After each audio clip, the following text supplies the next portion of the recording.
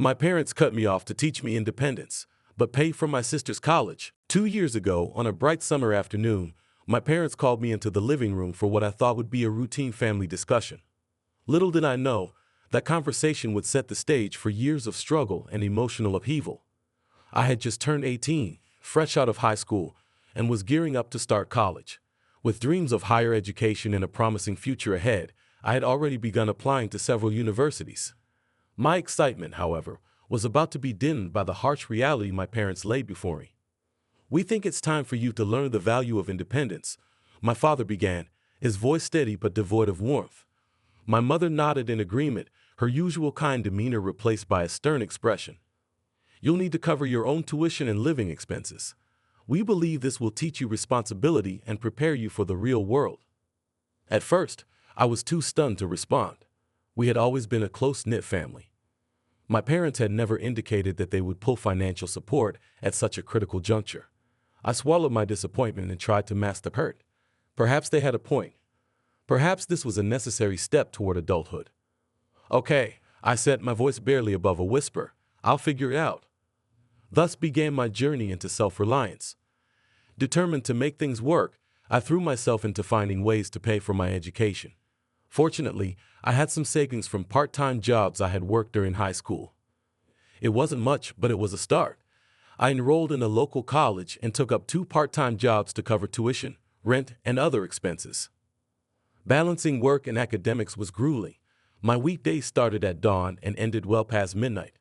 I would attend classes during the day, work late shifts at a diner in the evening, and spend whatever time was left studying.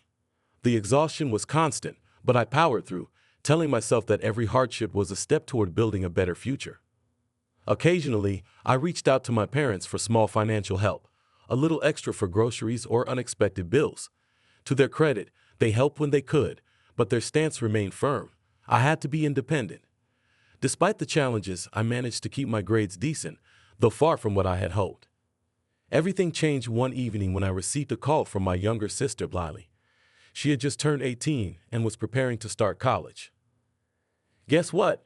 she said, excitement bubbling in her voice. "Mom and Dad offered to cover all my college expenses." I felt as though the ground had shifted beneath me. For a moment, I couldn't speak. "They? What?" I finally managed. "Yeah," she continued, oblivious to my shock. "They said they wanted to make things easier for me so I could focus on my studies." The unfairness of the situation hit me like a punch to the gut. Why had they insisted on my independence while offering full financial support to Lily? Was I less deserving? Less capable? Questions swirled in my mind, each more painful than the last. Fueled by a mix of anger and confusion, I decided to confront my parents. I called them that very night. "Why are you paying for Lily's college, but not mine?" I asked bluntly, skipping any pleasantries.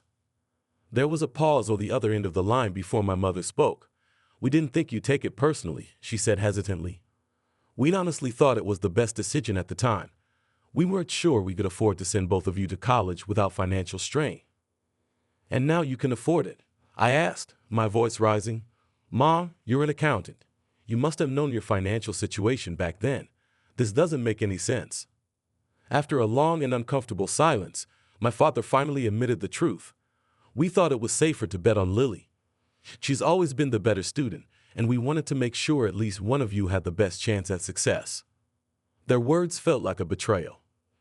It wasn't just about money anymore. It was about trust, about feeling valued as their child. I hung up the phone without another word. The pain was too overwhelming to continue the conversation. That night, I texted Lily and told her everything. She was horrified by our parents' actions and offered to refuse their financial help. But I urged her not to. "You deserve this," I told her. "Don't let my experience ruin your future." As Thanksgiving approached, I made the difficult decision not to return home for the holidays. Instead, I planned to stay with my grandparents. When Lily told our parents about my decision, it sparked another round of family drama. My father, furious at my mother for persuading him to withhold support from me, threatened to leave her.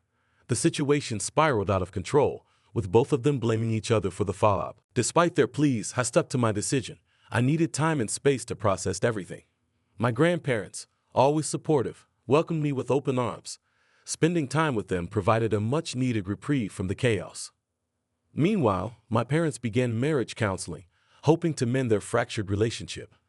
I remained distant, communicating only with Lily, who kept me updated on the situation. Eventually, my father reached out, apologizing for the way things had turned out. He admitted that they had made a mistake and expressed a desire to rebuild our relationship. Though hesitant, I agreed to meet him halfway. It wasn't an easy decision, but deep down, I missed the close bond we once shared. Over the following months, we began to mend our relationship. It wasn't perfect, far from it, but it was a start. I graduated from college with the help of my grandparents, who covered my final semester's tuition. Shortly after, I landed a job, marking the beginning of a new chapter in my life. My parents offered to cover my rent for a year as a way of making amends. Though it didn't erase the past, it was a gesture I appreciated. Lily, too, went on to excel in college, and our bond grew stronger through it all. Looking back, I realized that life isn't always fair, and people, even those closest to us, can make mistakes. What matters is how we choose to move forward. My journey taught me resilience, the value of hard work, and the importance of forgiveness. As I write this, I'm hopeful about the future.